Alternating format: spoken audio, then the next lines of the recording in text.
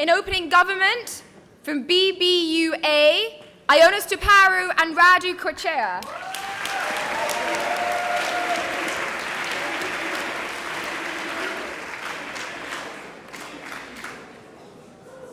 In opening opposition, from Belgrade A, Helena Ivanov and Stefan Sirozhansky.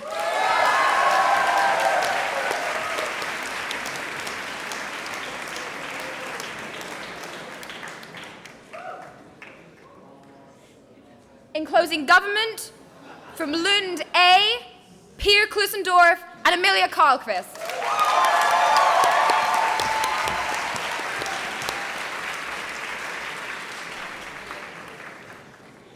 And in closing opposition, from Berlin A, Desislava Kurova and Kai Dittman.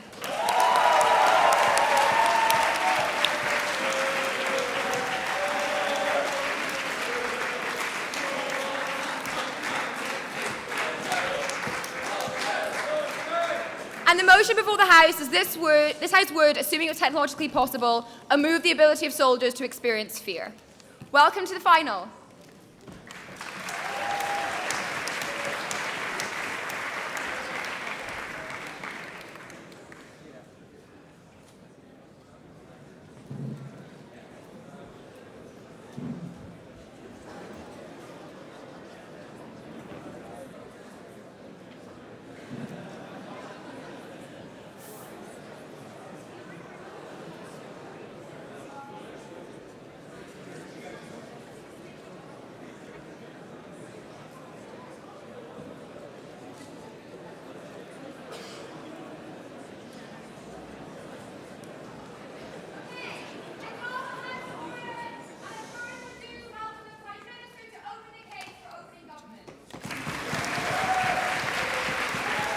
Test.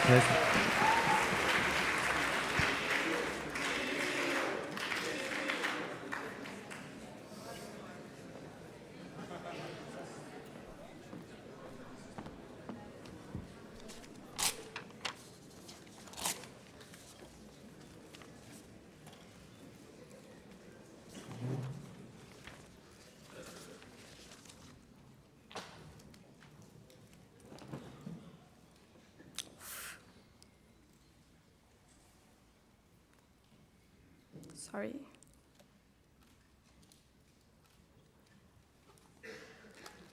Okay.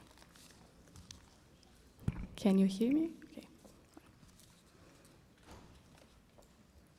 Madam Chair, we want our wars to be shorter and more effective, and we believe that the number of casualties in wars in general is too high at the moment. We believe that fear is an essential element that leads to bad decisions, to hesitations, and we know that one moment in hesitation makes the difference between life and death when you are on the battlefield. In my speech, I'm going to explain how fear leads to bad decisions and how this increases the chances of the war to be longer and less effective. I'm going to explain how fear impedes on war effort, and I'm going to explain why, by not doing this, we actually harm the dignity of soldiers, and why we have a duty to offer them a dignified death, instead of letting them die as cowards on the battlefield after they might have made bad decisions. Sorry.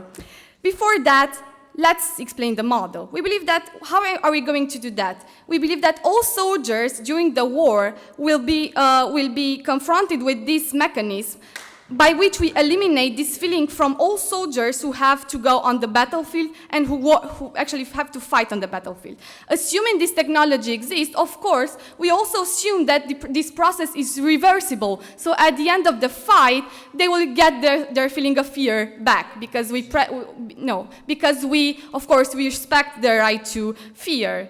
Also, we believe that, no, thank you. You said clarification? Yes. Yes. We believe that when soldiers go on the battlefield and accept to fight for their country, because they will know that this process will happen, they basically offer their implicit consent to this removal of fear. So we don't think that we actually impede their right not, if they don't want to be removed from this, from this feeling of fear to be removed, they will just not go to war. It's not like they have a right to go to war or something like that. Okay, Firstly, why fear leads to bad decisions? We believe that when you are overwhelmed by emotions, when your brain is covered, when you have adrenaline pumping in your brain, when your hand is shaking on the gun, you get in a survival mode. This means that you are prone to ignore the rules of engagement. What are the rules of engagement? Are the rules that the generals, that those that are superior to the commandants, set as the rules that you have to follow as a unit, as a team, such as you don't fire until you're fired at, or you don't kill civilians. By the fact that you get into that survival mood, you are covered by fear, which means that you are prone to neglect those rules of engagement. Why is that wrong? Because rules of engagement have two purposes. First of all, to minimize collateral harms.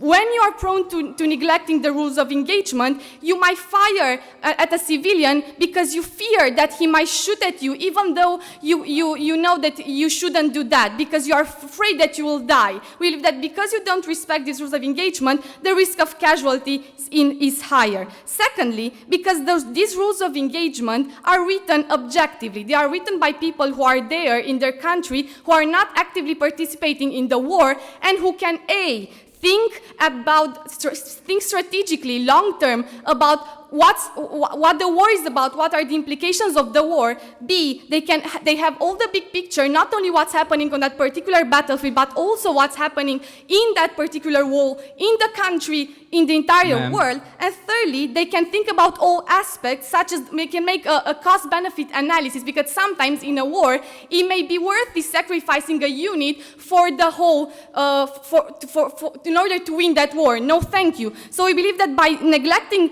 these rules of engagement, you harm a lot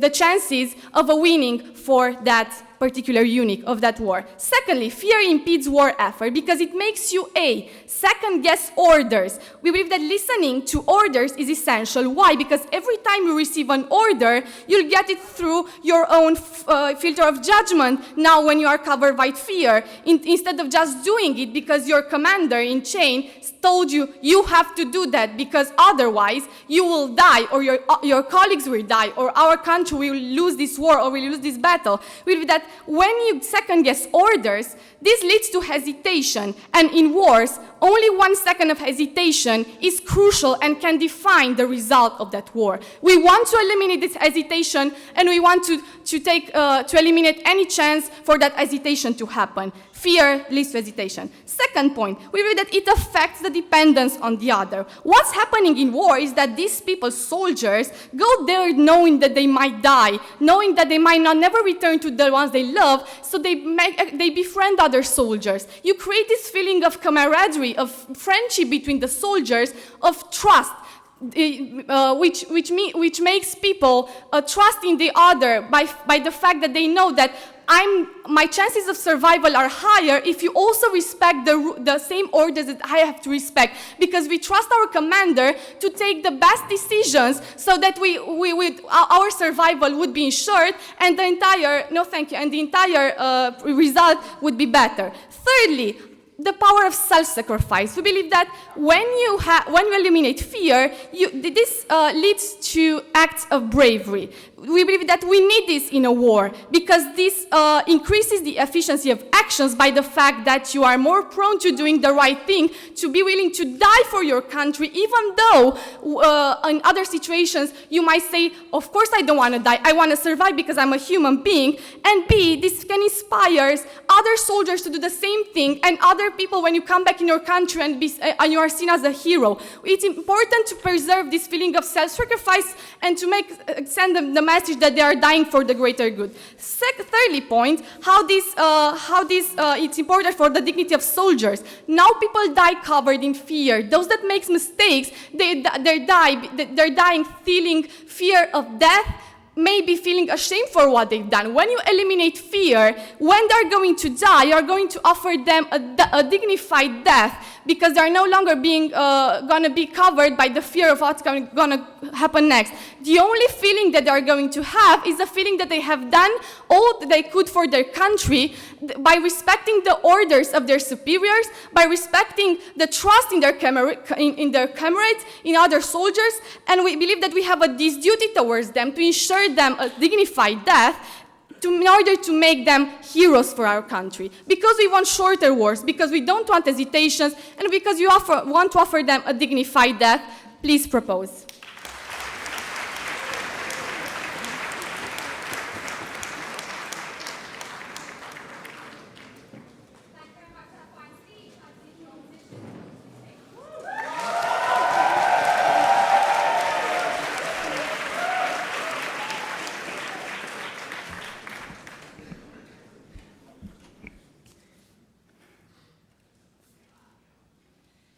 May I? Stanislav Petrov is a man who stopped World War III exactly because he hesitated and exactly because he was afraid that if he makes a bad decision, huge harms are going to be caused in our society. He got an information that Americans launched the nuke and the Russians should do the same. Exactly because he was afraid of consequences, he hesitated to do that, didn't do that, and stopped probably the worst conflict that we would have after World War III. Fear. Fear is the thing that rather than make you make bad decisions, Madam Chair, is the thing that stops you from making bad decisions and from causing even bigger harms than you can cause them. Also, when the opening government mentions the fact that we will always believe that soldiers gave their consent, that is questionable because often in wars we mobilize people and we do not ask them, do you want to be in war and do you want not to be afraid of what might happen to you? Also, what we want to say, which opening government forgets, we erase your fear, but we do not erase your hatred. We do not erase your anger. We do not erase the fact that you cannot stand the other side. And those will be the things, Madam Chair, that you will use. Those will be the emotions that will be included in the moment when you are making the cost-benefit analysis that opening government is talking about. We think that then your cost-benefit analysis is going to be even more harsh on the other side. Also, we think that whenever you have fear, that is the moment that stops you from breaking rules in war. Two reasons. Firstly, you're afraid what's going to happen to you if you break the rules. Are you going to be punished or are you going to get caught? Second thing, you're afraid that if you cause huge harms and you break huge rule, what's going to happen to your entire fellows in the army in case that you really made something bad. The thing that makes you break the rules, Madam Chair, is actually hatred. Every genocide that happened, which is the clearest example of rule breaking, happened exactly because people weren't afraid and because people hated too much. And you do not erase hatred by the case propped by the opening government. Four things from Belgrade today. Firstly, why we think that fear is basis of humanity. Second, why we think that fear influences the new decision-making process. Thirdly, how we think wars will be even worse. Fourthly, what's going to happen to civilians. We think that fear and emotions are something that are intrinsic part of every human being. Everything that we've ever done was probably caused by fear. We created houses, food, arms, weapons, ways to survive because we were afraid that we're going to die. Once you take fear from people or any other emotion from people, you're making them being less humans. You're taking humanity away from them. We think that is preposterous because this is what you create. You create people that are means to an end and not means by themselves. You're saying to them, you're existing so you can serve to our own purposes, and you do not have the right to choose your own purpose and to have your own agency because we care about your efficiency, not about humanity that lies within you. We think that is preposterous and we have no right to do something like that. But even more importantly, let's talk about fear. Wars are awful, Madam Chair, and if we could, we would stop them all. But unfortunately, we can't. But we can make a world where less people die in those wars. We think that even though fear sometimes might be irrational, we think that is actually the only irrational emotion within the war that stops you from doing preposterous and awful things. Why? Because once you see someone dying in a very bad way on the battlefield, you get afraid. Can this happen to me? What is going to happen if I end up in this situation? And that is the moment where you start hesitating. That is the moment where you want to step up from crossing the line because you're afraid of what might happen to you. That is exactly why we think that fear is good. Because once you have all other emotions included except fear, you're not going to be afraid what's going to happen to you if you go out and just shoot everyone you see in front of yourself. We think that exactly the fear of you being harmed in the end of that war, once you see all preposterous things happening during the war, is exactly the thing that stops you from doing the worst possible things that someone who only has anger and hatred and the idea of killing within himself is going to cause if you don't have the fear. But let's talk about more practical stuff, but before that, closing. Right, but also in the modern world there are ways of removing fear. That's why a lot of war crimes are committed when people are drunk. That's why you give cocaine to soldiers in the First World War. Why won't they still be used? even if all the things that we are using right now can still be used, we think that even if you're a soldier on the cocaine, the fear sometimes might be the thing that stops you. Once you're not afraid, and I give you cocaine, and you're also full of hatred, there is literally nothing that can stop you from causing the biggest possible harm to the other side, because you're so much on adrenaline, and there is nothing behind in your brain saying you, oh my God, is this the right thing to do? Will something bad happen to me? Is this maybe too much? Because in that moment, you're just a machine. You're not a human being anymore that is driven by one of the strongest emotions any being has faced. Animals are also very important when it comes to fear. Every being on this planet did the most important things for themselves exactly because they were afraid of the fact that they were going to die. Instinct for survival and fear of death are two strongest emotions that any being on this planet has, and we are taking that from someone because we think that wars should be more efficient. Let's see what happens with wars. Once you have hatred and hatred as the only two emotions that are staying, we think that is going to be the moment where wars will become even more worse. Because now genocide is not going to be something that you are going to be afraid of committing. Because you don't care, are you going to die in that genocide? You don't care if the other side is going to be the one punishing you. You don't care if your general is going to punish you because you did something bad. We see that in Cold War. Exactly, the fear was the thing that stopped people from going through Cold War, from getting into World War III, because they knew this is exactly the worst scenario that can happen to us. In a world where you have nukes, Madam Chair, in a world where you have such a serious weapon, the only thing that probably stops us from using that kind of weapon is exactly the fact that we are afraid if we use it, what is the other side going to do to us? Now you are removing that. Let's also talk about civilians. So in wars, we also often tolerate civilians.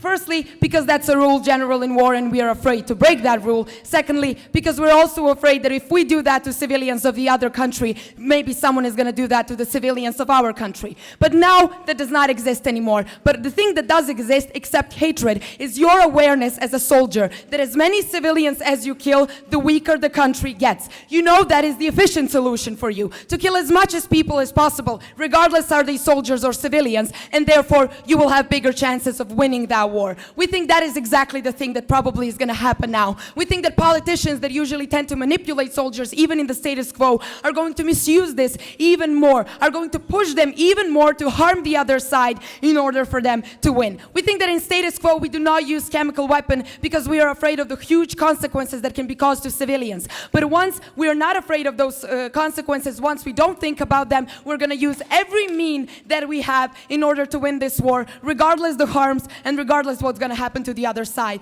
Because we think that everyone should be treated as humans, because we think that fear stops us from making the worst possible decisions, and because we want as least possible dead peoples in war. Extremely proud to oppose this motion. Thank you.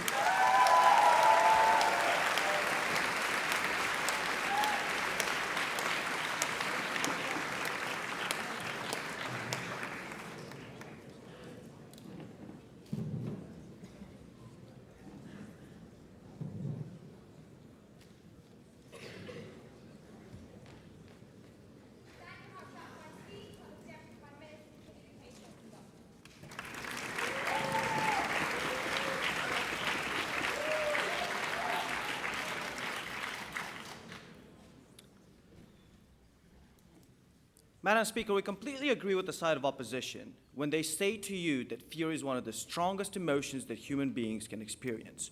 It is because of the fact that it is such an intense feeling, we believe that you fundamentally lose control, which means that when you remove that out of the equation, you will achieve two things. You will achieve an efficiency of war, as my colleagues explained to you, which is important because that means that that war will not drag out and you will not have more lives lost. But secondly, it means that you are far less prone to commit acts of collateral damage, which will actually lead to a faster conflict solvency even after the war, because there is less resent over the civilians lost, and my analysis will explain why that happens. What I'm going to bring to you in my speech today is talk about the idea of accountability that is enforced by an objectification of war rather than being subjected to this fear, which is their strongest feeling, as they point out that you can be subjected to. And secondly, I'm going to be talking about post-war syndrome and how we're actually going to remove this and better integrate veterans experience within our societies after a war. But before that, a few points of rebuttal in terms of what we've heard from the previous speaker. She talks about hesitation and links that to MAD, right, to mutually assured destruction.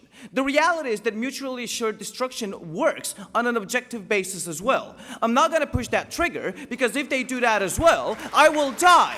The reality is, it is me being irrational that is actually going to make me far likelier to push that button and not consider the fact that they might actually have rockets to shoot back at me as well, because it is such a strong emotion, right? Mutually assured destruction works exactly on an objective basis, which is exactly what we want to bring back into it. The other thing is that they keep on talking extensively about the fact that we're removing something core and fundamental to the human nature and the human body, right? Something that is intrinsically human, to quote them.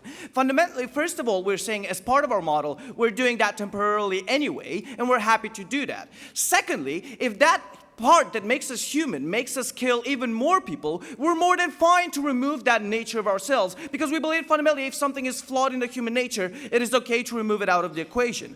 But secondly, what you need to understand is they portray this world where fundamentally by doing this, we're using soldiers as a means to an end, right? Well, that is what war is. We're telling people go out there and die so that we benefit from the results of the war and winning as such as a society. That is not a harm of our model. That is the unfortunate nature of war to begin with. They talk about fear and link it to self-preservation, right? We fundamentally, and then they try to portray this idea of genocide. We believe that fundamentally all of those things are going to be achieved when you objectively follow the rules of engagement, because they're written strategically from an overview without the impact of emotions, right? That means that you are no longer purely reactive to the fear and to the scenarios in play, but rather to the objective setting that is written out specifically targeted to minimize both your own potential risk as well as the potential collateral damage. And the moment you have that objective, we believe that you are better off. But the most obscene point is this idea of a genocide, right? Because you engage in a genocide because you're afraid of everyone else. Madam Speaker, genocide means that I have a big rifle, bigger than everyone else, and I'm shooting at everyone that has no power to fight back. That is what genocide is. It is not led by fear, it is led by other unfortunate elements, right? They say, well, why don't you remove stuff like hatred and all of those other poor emotions when it comes to the human nature? First of all, they're buying into the idea that if there's a negative aspect to the human nature we can remove. Secondly, I'm going to say, yeah, if the technology allows for it, maybe we should consider removing those as well. But thirdly, if we concede the fact that there's multiple aspects that are negative in the human nature that increase the damages of war, then removing one of those at least is still going to be beneficial to the end result of a war, and we're happy to go with that particular logic, right? Not yet. Why do we believe that we achieve accountability, right? And we're starting out from the very premise that they set up, which is that fear is one of the strongest emotions that the human body can actually go through, and the human brain loses its track and its focus when it is subjected to that.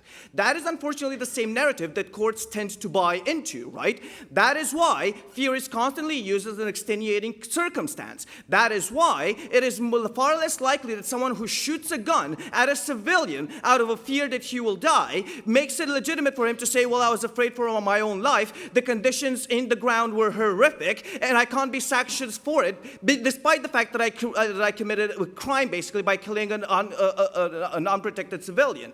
The moment you remove fear, you remove that extenuating circumstance, meaning that not only is it far less likely that that scenario will happen, but even when it does happen as a result of hatred or all of the other feelings that they want to talk about, then that person is far likelier that he will be sanctioned accordingly, right?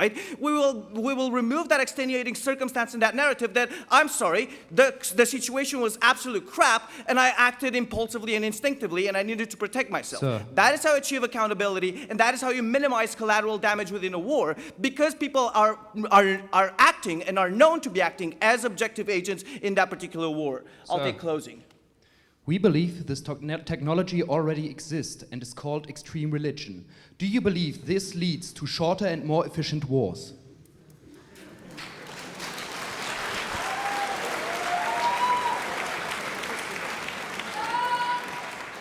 Extreme religion, assuming they're going into the rationale of put a bomb on your vest and goes out somewhere, is a call to action to do something stupid.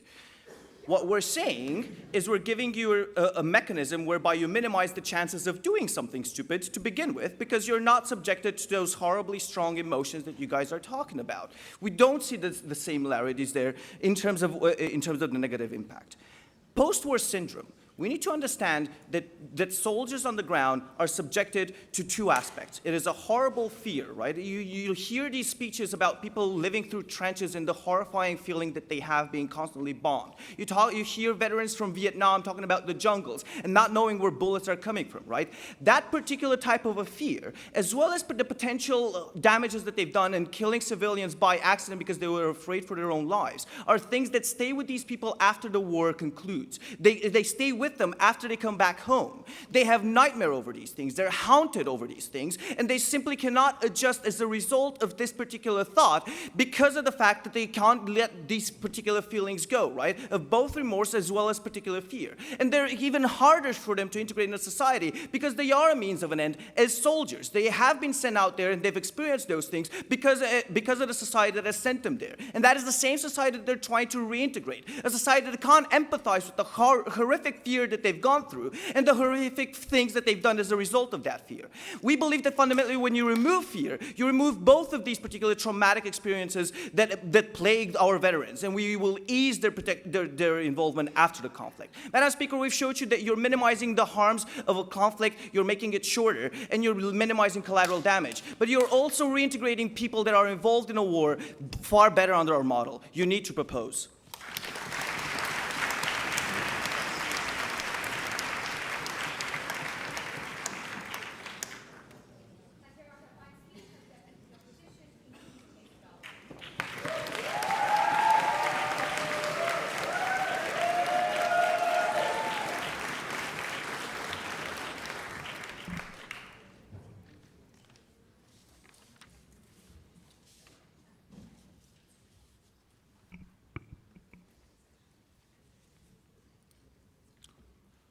Madam Chair, genocide is arguably a very efficient way to end a war, but it is not a just way. If they want efficiency, they will lead to worse outcomes in the long run.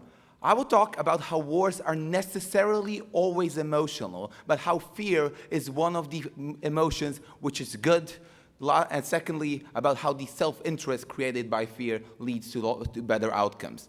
One, they tell us this will lead to bravery in warfare. One, why is bravery necessarily good? It often makes people make stupid decisions which leads to them and their comrades getting killed. Two, we tell you that this often leads to the precise opposite to efficiency, because recognize that the respect for the command structure partly stems from the fact that you fear repercussions, say, martial courts, because if you break the rules. This makes armies less functional because soldiers are often less likely to respect their commanders because they feel no fear. Two, they tell us mutually assured destruction did not precisely happen because of an objective calculus. Yes, but fear contributed to that objective calculus because it made people more rational. The people who were at Checkpoint Charlie probably hated each other, but the fear of what will happen if they shoot at each other stopped them from doing precisely that. No, thank you. Three, they tell us genocide does not happen because of fear, it happens because of other things. Yes, precisely our point, but because we have fear, it often leads to genocide not happening because you think the other side could sometimes do the very same to you. Recognize that those things happened in, say, Rwanda, precisely because they knew that the other side could never get back to them.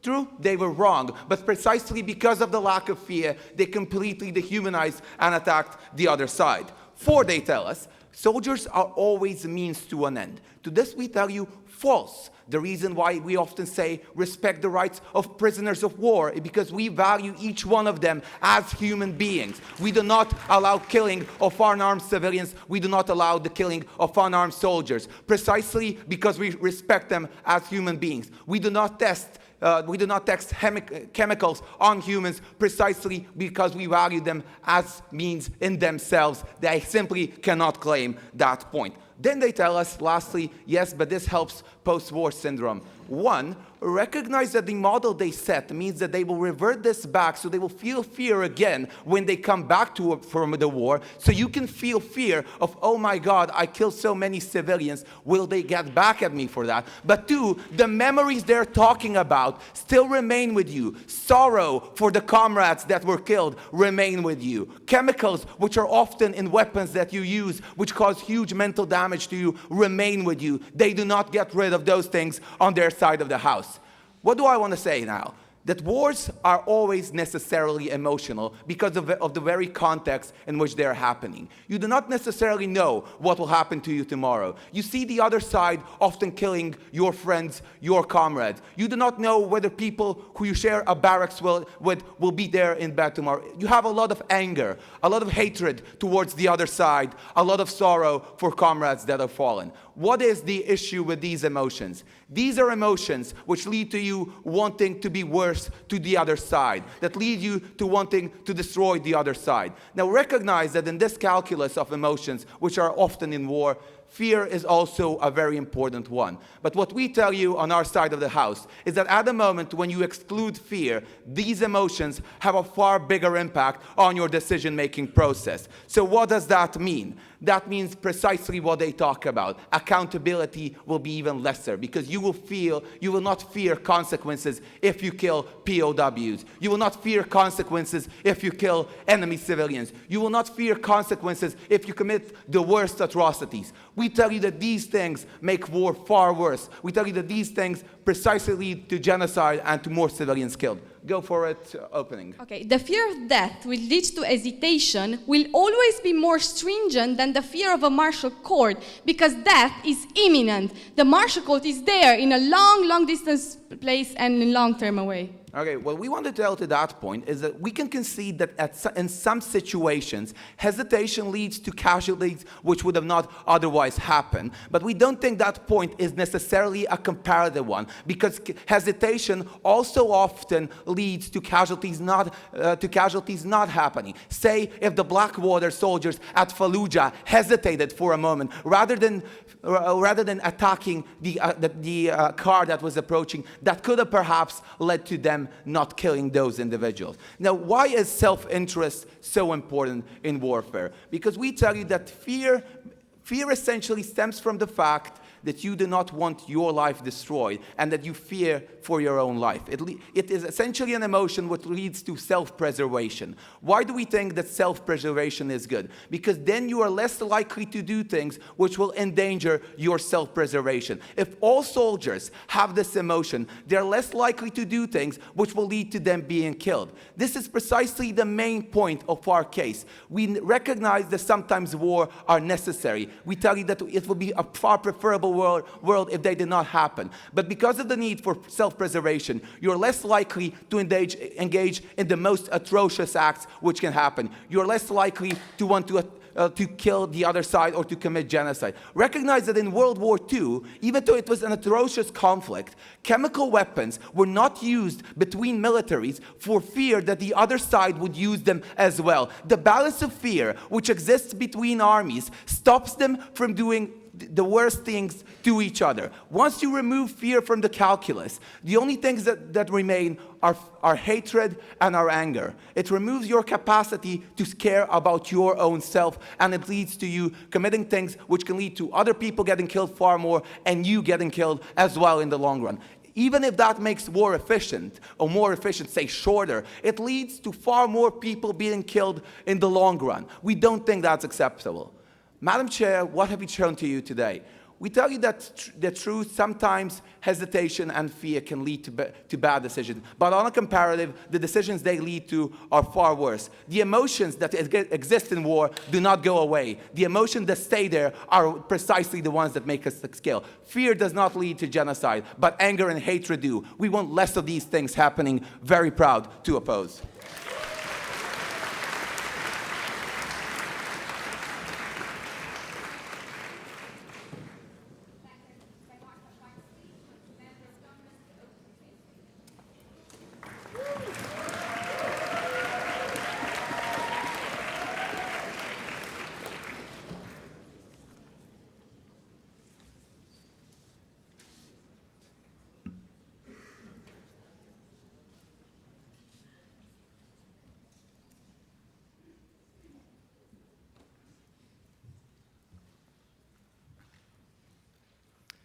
So a question we should ask ourselves is when humans react best, when they're rational or emotional fear-based. We think this falls on our side of the house. For once, I only have one extension, but with 6 subpoints, where we talk about the idea that fear will still persist under the model, will still need mechanisms to overcome this fear, and all of those mechanisms that states use in policies to overcome fear are significantly worse by simply removing that.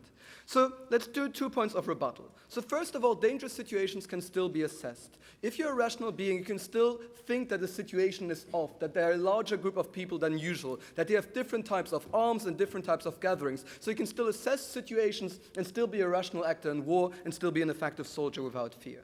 Secondly, they bring up nukes. That's a very strong point. The question behind those nukes is, will it really be stopped? Because the only argument they give us that fear stops you.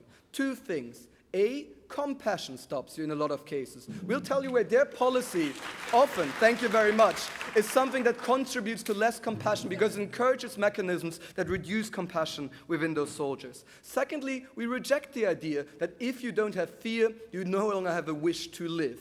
We think it's an absurd characterization that fear is the only thing that keeps me alive. That's also the wish of experiencing pleasure later on, seeing my family again, a lot of positive information, positive emotions that makes me want to continue to live. That's very positive and very harmful.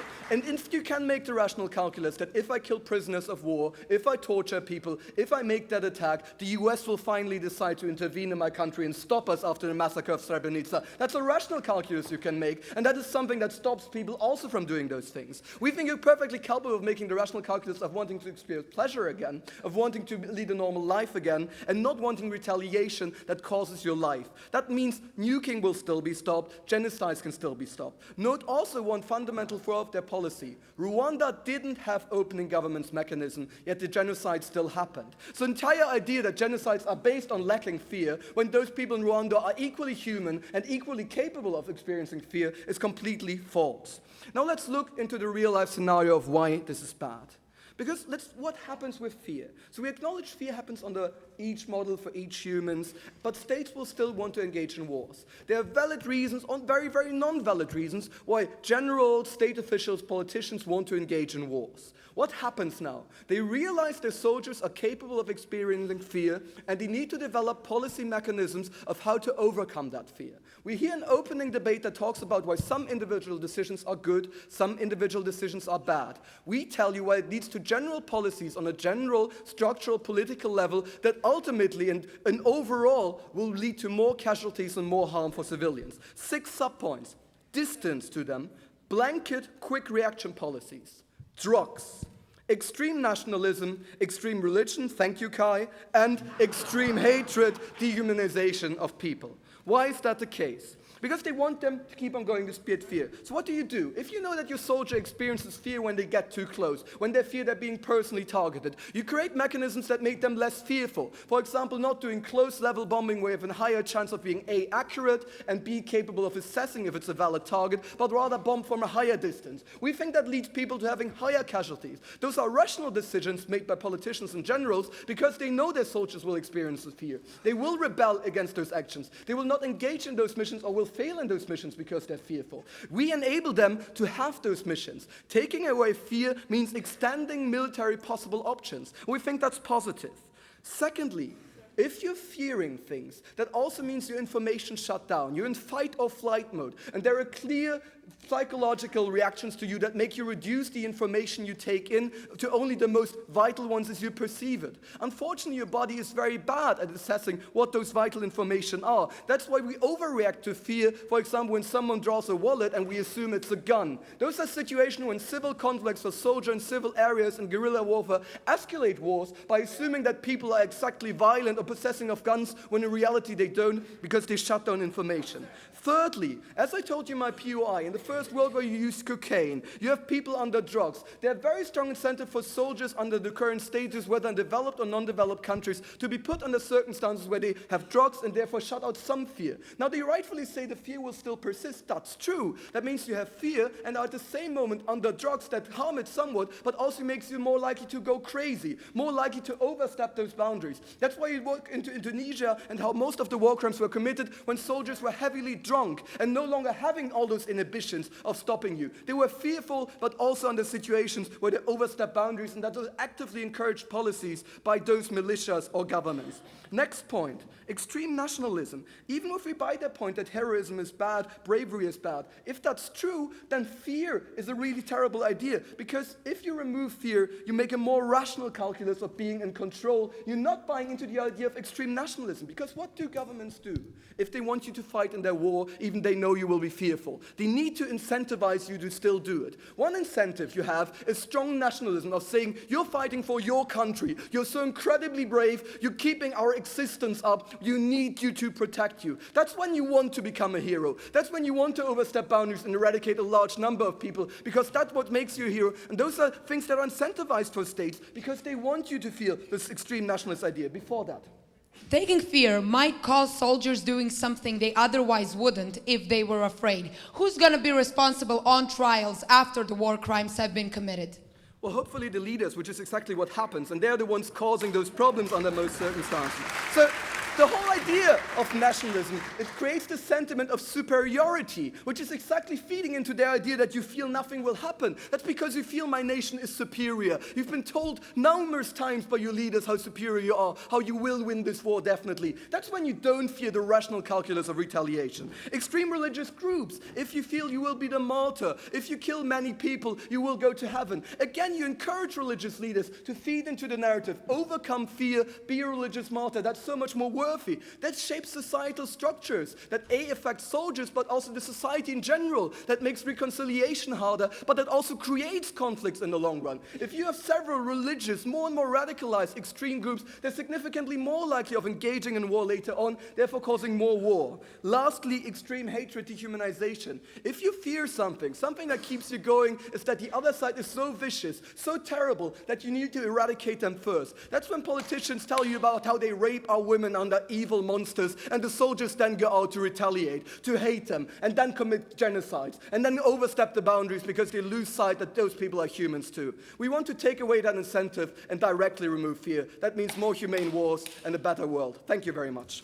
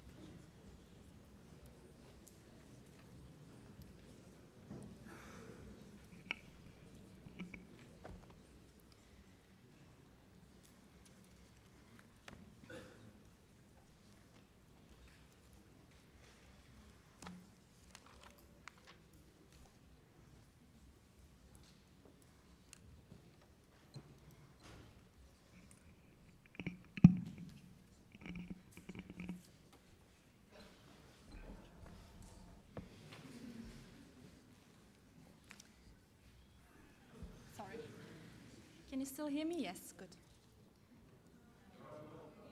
You can hear me? You sure? Is this better? Okay.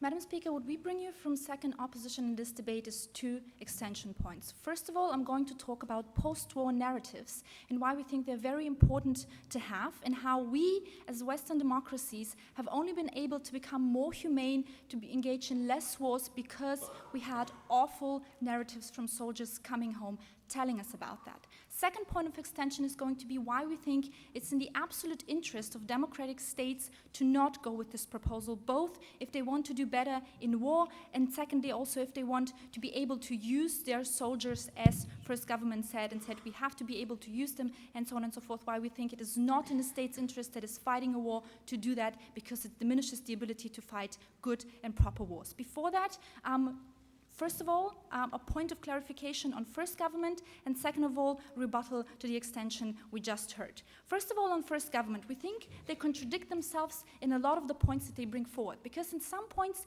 they say, you know what, if you don't have fear, you can react much faster. Then they say if you react too fast, you commit atrocities. Then they say if you have fear, you second guess the commands that you get. Now you can act faster, but if you act fast, then you're more likely to commit genocide because you don't see the humanity of the other side. We think this is a little bit of a contradiction. You can either have the one or you can have the other one. You can't have both and just say, you know, in one instance it will play out like this, but in the other instance it will actually play out the other way. We think that is not that easy as you claim here. Also, we heard enough rebuttal on you from first opposition. That's why I would like to move on to the extension that we just heard here. There is one mistake in the analysis that Per just brought you, and that is the question, who decides whether we go to war or not, and who needs nationalism and who needs to feel hatred. It is not the soldiers that decide that, so taking it away from the soldiers during combat will not change anything, and we won't have any of the wonderful positive effects under your 8 sub-points that you tried to bring us. Because generals, first of all, do not make the decisions. So, first of all. Second of all, it is politicians that make the decisions based on how the citizens and the population feels. If you think of World War I, everyone was war crazy. Artists, intellectuals, the whole population, the politicians. Taking away fear from soldiers in a situation like that doesn't change anything of what he talked about. It doesn't change any of the mechanisms that he talked about, because that is still possible. You can still incite fear, you can still incite nationalism in the larger audience. The politicians can still feel that, so that is not changing anything, the reasons why we go to war, and all the negative things are still possible under what you just said here. Let me talk about narratives first. And this is a point I would like to make where we accept what first government told you. We accept that everything is going to be beautiful, like the Deputy Prime Minister said, they come home, there is no trauma, which I'm going to contradict in my second point, because we believe that is still going to happen, because you still have memories, and that is the basis for trauma. But let's assume that it is that easy as he pointed out here, and we have no trauma, no fear, no bad memories of what happened under war.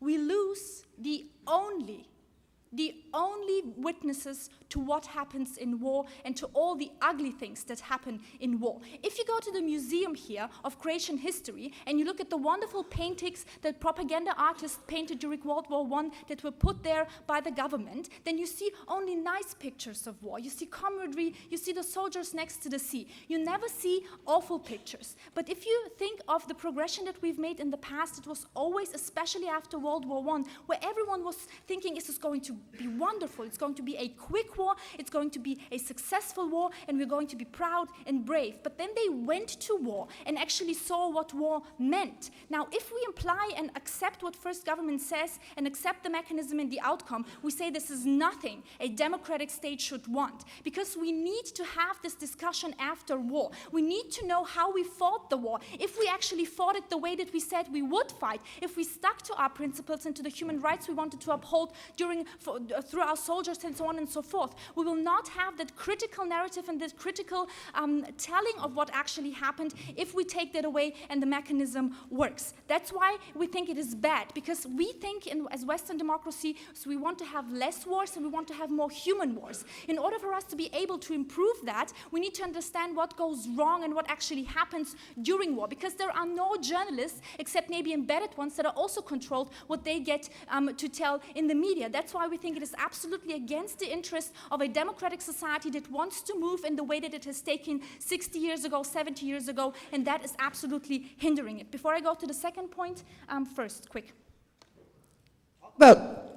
Talk about using soldiers as a means to end. You would rather have them traumatized coming back, ignoring the fact that you get all of the benefits that you're talking about, because they will have the factual memories of what war is all about. Okay. Now you contradict yourself, and we actually agree with you because we think this is something that would rather actually happen. Because yes, you still have the memories. And now I would like to talk about my second point. Before I come to that, first something else. The wars that we fight today, if you look at them, what kind of a war is the US fighting in Iraq? What kind of a war is Israel fighting in the Gaza Strip? It is insurgency wars, where our soldiers have to go on the ground and fight like on the streets and in house battles. The worst thing that can happen in these wars that we mostly fight right now is for a soldier to being captured and being taken by the other side. You lose the war in the media as a state if you see your soldier being captured like the one that was decapitated 2 days ago. This is the worst thing for you as a state if your soldier is taken and instrumentalized, and rightly so, because your population doesn't want to see their soldiers and their sons dying. We say if you experienced fear in such extreme situations, in a dark street, in the night, somewhere where you don't know what is happening, where you don't know the surrounding, this is the one thing that will prevent you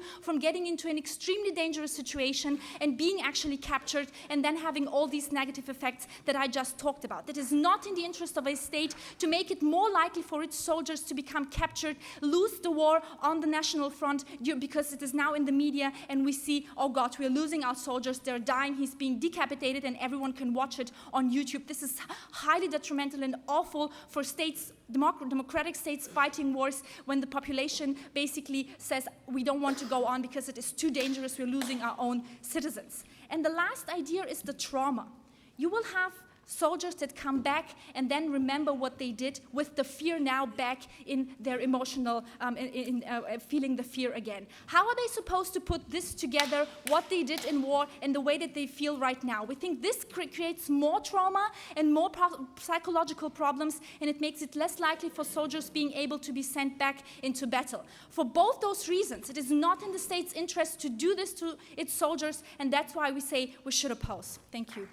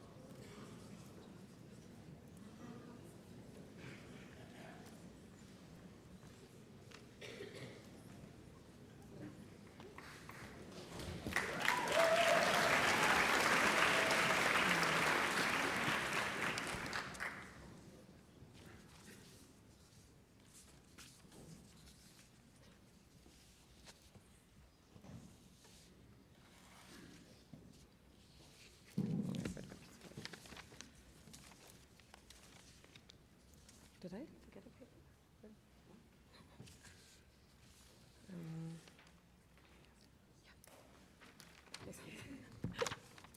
Sorry.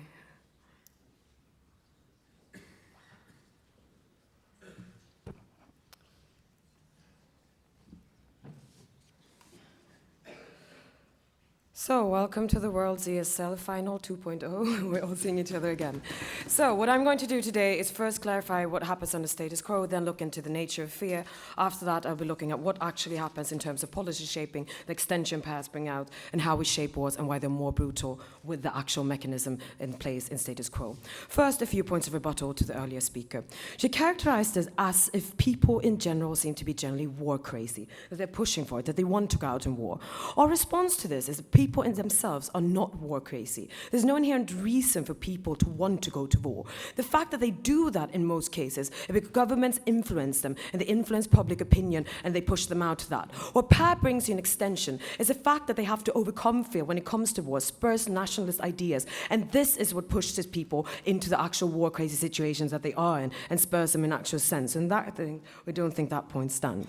We also heard from Desi in her extension. If there's no trauma and no fear, fear, you'll have no narrative, so people will not be deterred from wars in the long run.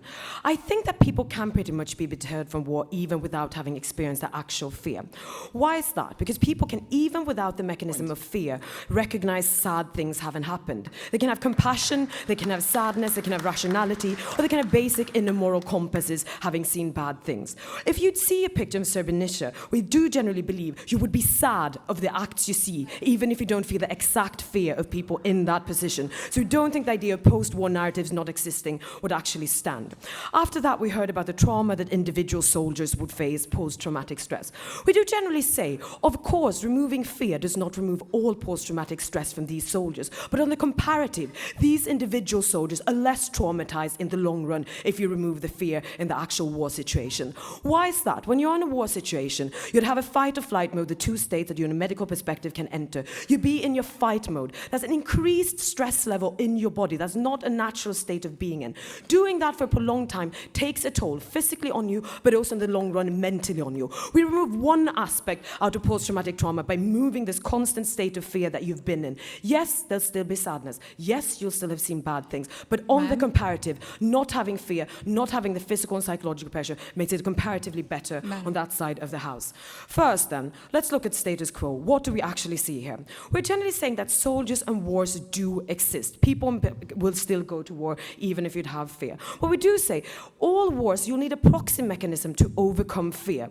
Our extension in this side of the house, it's saying all these proxies that you do take into status quo to avoid the fear, that's a natural aspect of war. All of them are worse or directly causing harms that are directly worse than by actually implementing technology. What these proxies are, it's distance, it's blanket policies, usually very aggressive, it's drugs or substance abuse by soldiers in there, it's extreme nationalism, extreme hatred or dehumanization put to place, and extreme religion also. These mechanisms are already in place to overcome the fear. There's a natural aspect of war, and each of them are so entailed with harms and dangers that we believe on the comparative, the fact of implementing technology and avoiding this is better off in that sense. First issue, nature of fear. What we do is concede to opening opposition is the strong aspect of humanity, but there seems to be different characterizations on two sides of the house of what this fear makes you actually do. We're saying it generally makes you overreact, and why is that? We're looking at the nature of conflict zones. What do they naturally entail most times? You're under massive psychological pressure, physical pressure, carrying around all your equipment. You have a time pressure on you. You can't just wander around with an open target, you have to make fast decisions. You're under an extreme threat many times, at least under the perception that you are under a threat because you've been told that you're fighting an enemy. We believe that this makes people more naturally overreact and take decisions based on fear that are not rational, but are directly believing in the idea that you're defending yourself in doing so. What opening gov, though, characterized, or opening opposition, they said, no, fear stops you from doing bad things. And the reason is that you'd fear future consequences if you commit war crimes. We're generally saying, in the characterization that war happens in, people are more likely, or soldiers are more likely, to look at the short-term perspective of this perceived threat and the perceived aggressiveness of the actual situation, the potential future long run of maybe ending up in war court. So we're not saying in that sense, if you remove fear, as opening opposition says, the only thing that's left is hatred. We don't think so. People are complex, they're compassionate, they're moral, they have a set of facts and knowledge, and they might have spirituality that stops them from doing certain things also. So we don't believe that by removing fear that it would be worse. We just believe it would be better because you'd react on rationality, you take other aspects into account. I'll take opening. You say soldiers will feel better in post-war time because I don't know what. How do you think they will feel once they realize we've done something what we otherwise wouldn't do because someone took fear away from us?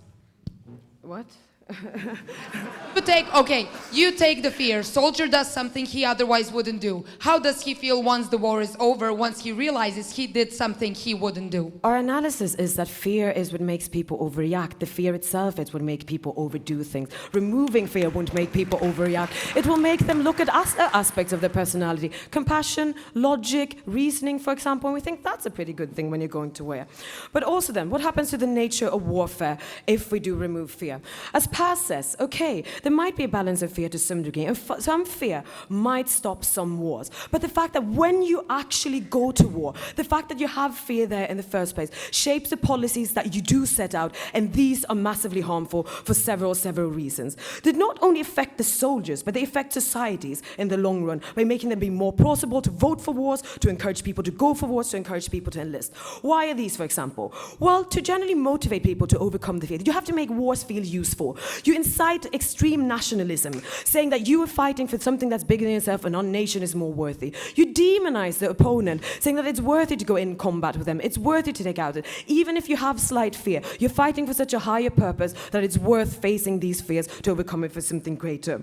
We also believe that leads to blanket policies that set out and facilitate quick reactions, as shoot if you're a bit afraid, don't take a second guess, don't let your comrades ever be in a threatful situation. It also makes a shape of policy that distances the people from the actual war actions that they do carry out. Instead of having closer bombing that could be more precise and more targeted, you put yourself at a distance, but that because you don't want the soldiers to actually fear the consequence of what you're doing. And that means more imprecise wars, more harmful wars, and in the long run, you'd have more nationalist feelings, more religious feelings, if that's Kerry wants to argue, or religious extremism. And that's what in the long run leads to more brutal wars, more harmful wars, and therefore we're very happy to oppose or propose.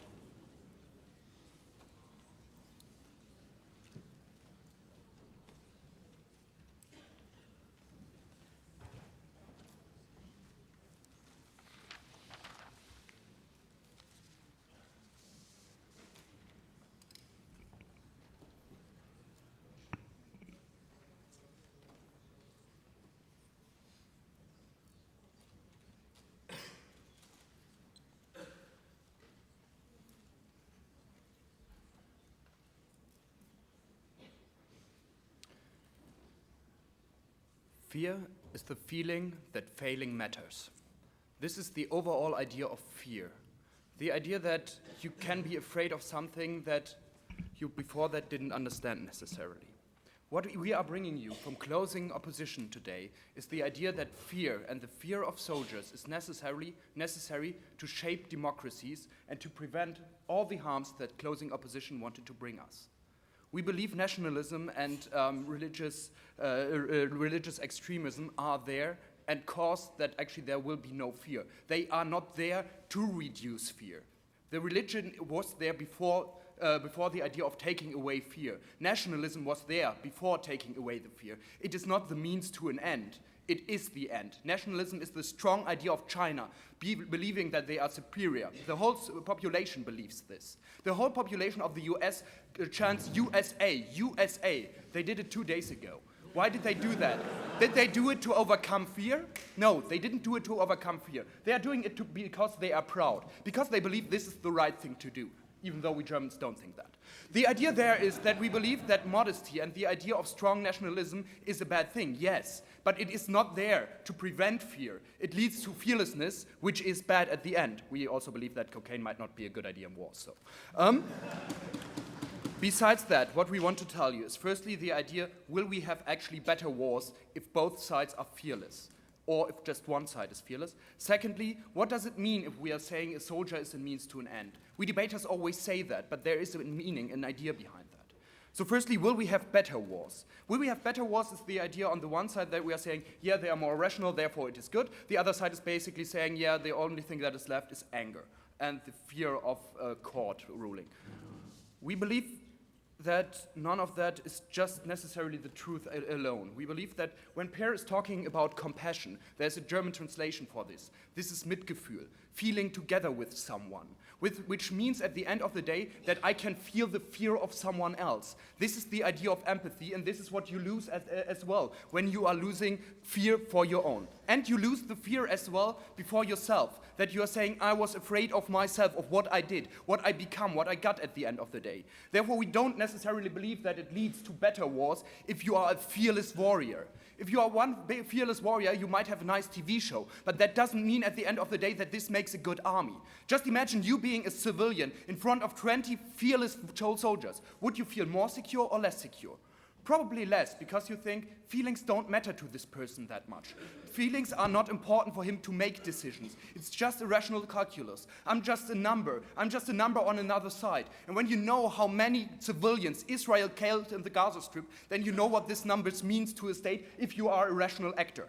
So we believe that there can be actually the possibility that you are saying, yeah, it is rational to say, I kill those people because I don't have this compassion, this fear of myself, this fear of feeling the fear of the other person. We therefore believe that at the end of the day, it won't lead to better wars. We see this in reality as well. After 3 years of the Syrian war, do you really believe that the people are still as afraid as in the beginning of killing other people? We don't believe that. We believe that you get apathetic. We believe that you are getting just stronger if you get fearless. That doesn't make you a better warrior. That doesn't make you a better human being. And sometimes human beings are better warriors because they take the other side into account. Opening. You're ignoring our analysis according to which when you do not have fear, i.e. are trigger happy to protect your own life, you will objectively follow the rules of engagements written out by people outside of the battlefield who benefit from having all of the emotions that you talk about as being necessary, including empathy. We don't know if this is necessarily good. In Germany, we have the idea that you as a soldier have a responsibility as well. It is not just following orders. Following orders usually led to the most severe war crimes. We don't know that this is always a good thing to say, I was just following orders. And this is what you are claiming. This is what you are claiming makes a good soldier. Just following orders. We don't believe this on the opposition side. We actually think that, yeah, sacrificing yourself sometimes might be a good thing in a war, but not today. And this is what we brought you as well in extension. And this is my second point. The media idea and that the individual matters more. When we see Foley, the journalist, being captivated, and it runs 24/7 on CNN, MSNBC, and Fox News, then it matters. If we see that one soldier in Israel is traded for 1,000 Palestinians, one soldier matters. And it keeps you away from those situations, from going into the dark alley alone, because you are now fearless. And this is a protection mechanism that we believe is very useful in today's media society, where an individual can be more important than the calculus of war, than the reasons why we went through this war, than the idea of staying out of war for this. One individual can matter today in a century where we just believe pictures that are emotionalized. Therefore, we think this doesn't lead to a better decision calculus for the population at all. And this is my last point. No, thank you, Per. My last point is the idea that we believe that the narrative matters that people are saying. When we are looking at Guernica, when we are reading The Naked and the Death, we can see the full show of horror, of the attacker as well as the defender. Not just the civilians, but soldiers as well.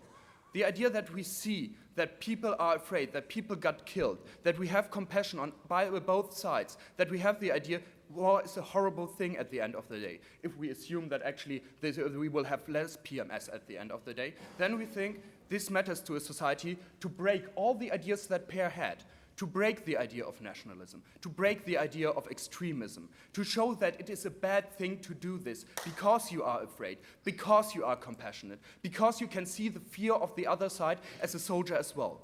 Soldiers going into another country are the only people often in a country who witnessed this war and who can come back.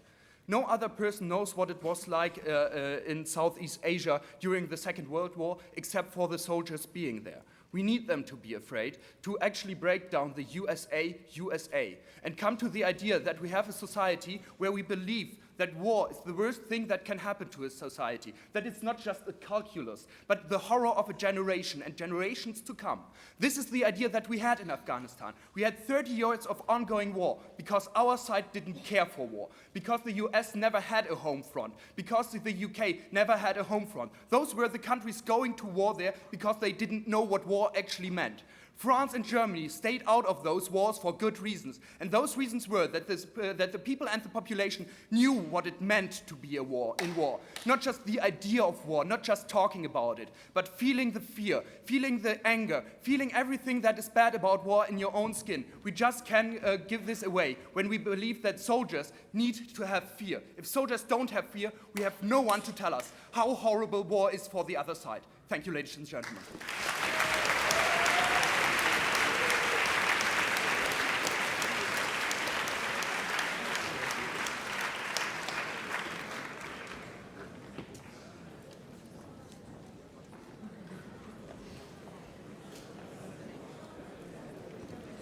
All right. First of all, one last round of applause for all the ESL finalists. Congratulations.